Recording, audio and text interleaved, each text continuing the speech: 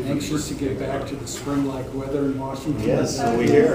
The motivation, I hear it's like 70 today or something. Yeah.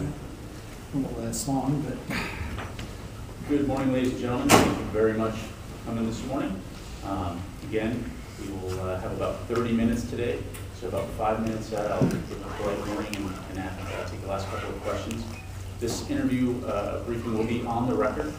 And if Ken, when I call on you, please just identify yourself by your name and your outfit. And without any further ado, we'll go ahead and get started. Yes, sir. Sure, it's Steve Trumbull with Flight International and Flight Global. You mentioned about the F-16 SLEP, and the decision point isn't necessary until fiscal 2015.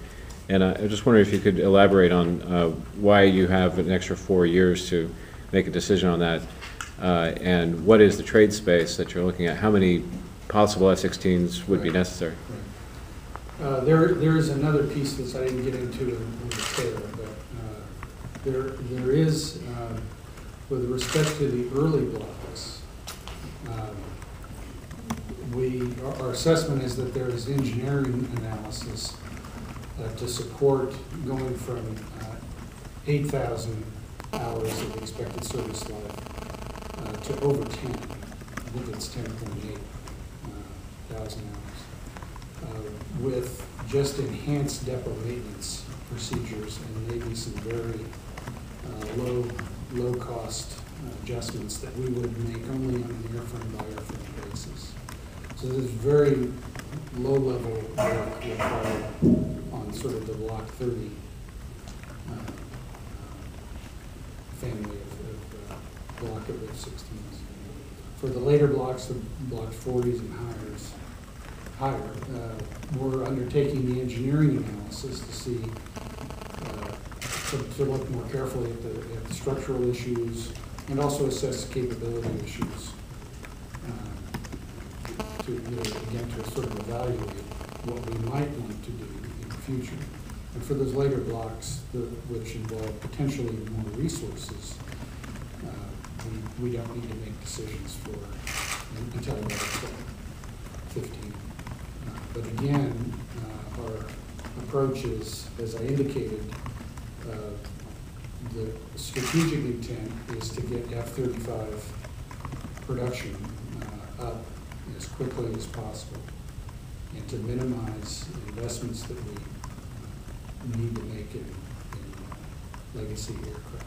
So we're going to be very judicious about this, and there are no, we don't envision right now sort of fleet-wide investments on a large scale. I follow John Turpak, Air Force Magazine. A couple of weeks ago, you spoke at breakfast and you said the F-16 SLEP is probably not a matter of if, but how much and when. Mm-hmm. Is there a change here, or I think this kind of fills out that discussion a little bit. Okay, because it seems like you just said that you'd really rather avoid it if you can. Yes, that's correct. Okay. But we're it's prudent planning on our part. I think that's the way I described it this morning. Secretary Donley, you spoke in your speech about the continued push to field ISR capabilities, and that's obviously been a focus of Secretary Gates. At the same time, the Air Force has undertaken a pretty sweeping review of ground surveillance or GMTI capability. Mm-hmm. We've seen in the budget plan Block 40 Global Hawk tailor back. Can you fill us in on what you're learning about ground surveillance, what you expect to come down the road, when you expect some funding to be laid in, and how all that dovetails with Joint STARS, with RTIP? There's a lot of questions in that mission area. There are a lot of things in there, and the AOA is not due till a little bit later this spring, so okay. Probably March or April timeframe for that. So okay. There's still a lot of issues on the table. And as you know, GMTI is a pretty broad term. So there are aspects of this work where people that are focused on individuals and sort of high-value targets and tracking people, which sort of kind of drives you to one kind of system capability or And then there are broad area issues. So this issue, what are the requirements in that very, very broad scope of something called GMTI? And then what are all the sensors and capabilities that we have out there that are being brought to bear, and how do they work together? And so there are multiple programs and issues involved in this. So if I may, the pullback on Block 40 and the talk that's gone on pretty much annually about killing or not killing RTIP, we shouldn't view that as the Air Force pulling back from that mission? Is this sort of a pause while you rethink this was the overall, that decision was based on the overall size, capability, and cost of the Global Hawk program. And we have not been satisfied with sort of the attention to technical and maintenance challenges across the fleet. And so we made a decision to pay those bills by truncating the Block 40 procurement at 11 aircraft instead of 22. Gotcha, okay. But I think the fleet size is still, is resulting from that is still, I think, 66 is the planned fleet size for RQ4s. Most of that is in the Block 30, which has multi-int capabilities. And we think that's the best sort of balance, given the resources available. So this is not, unusual in these major programs that have technical or cost-related challenges. At some point, we say you have to live within the budget that we have for this program, and you make the appropriate program adjustments inside it. But RQ4 funding is still significant in the FIDIP in the out years. We've, I think, delivered, about 22, you can get the numbers, Global Hawks. So we still have a number in production scheduled for delivery. Thank you. Hi, Melina Malenik with Defense Daily. Just to follow up on Global Hawk, you and Secretary Van Buren and Secretary Carter have criticized the program for cost growth, and I just wonder at this point, have you got your arms around that, and what does all this mean for U-2 retirements? Have you relooked that retirement plan at this point?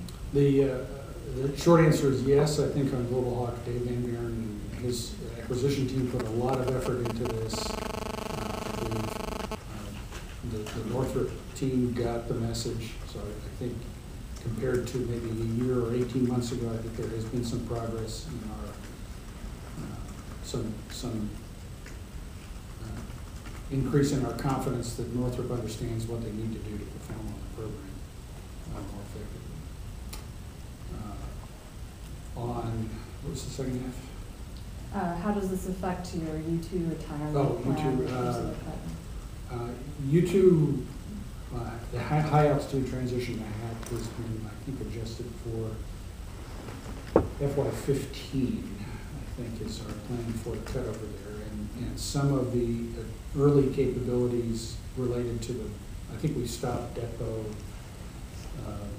closed the depot maintenance support pieces in, but we'll have to get to the data.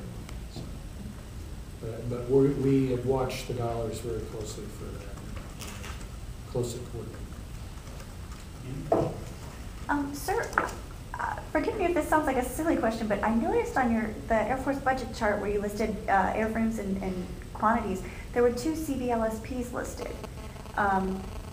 But I don't recall there having been a down select for a CBLSP. So is there an acquisition strategy to get to those 2, or? Don't know. So Okay, could I get a follow-up on that one? Okay. Mr. Secretary, you mentioned there will be an ISR review coming up, and I wonder if you could elaborate on what the purpose of that will be. Is it to rationalize force structure or redefine what you need going forward? What is that all about? It's about taking stock of our entire fleets of ISR assets. again, the balance of manned and unmanned systems going forward. And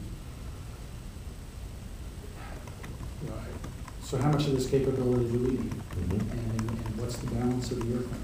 I think we're cognizant, thinking about the future, how much force structure has been built up here. It's great. We have no complaints about it. But just thinking a little bit past Afghanistan, what aspects of this capability set are we going to retain going forward, and in what balance? We're cognizant of the fact that the MQ-1 and 9s fleets that we've built, which are the bulk of this force now, are not survivable in a non-permissive environment. So we have to think about that they'll work very well in a permissive environment. They'll do very well probably continuing to support SOCOM, continuing to support more remote areas that do not involve sophisticated IADs and this sort of potential threat.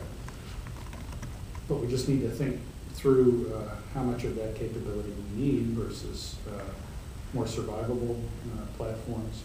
We also need to think about the sizing of the force that supports it. Remember that they're not unmanned. So there's a tremendous force structure and intelligence apparatus that supports this. And we also want to understand what will be steady state operation. How do you define steady state operations after Afghanistan? We're not really sure.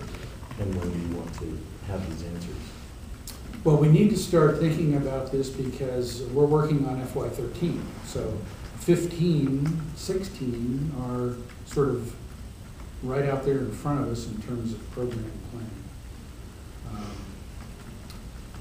So we need to start thinking about these issues. I don't promise a universal answer or solution that will sort of snap the line and change all of our force structure overnight. I don't see that, but we need to start thinking in that direction so we can shape our ISR capabilities and assets. It sounds like you're thinking you may have more than you need for after Afghanistan. We don't know yet. We don't know yet. But thinking about that total set and the active guard reserve balance is also important as we think about the force structure. Where do we put this force structure? Is sort of in our Air Force. Where is it best? Morning, Secretary Colin Clark, Duty Buzz. We keep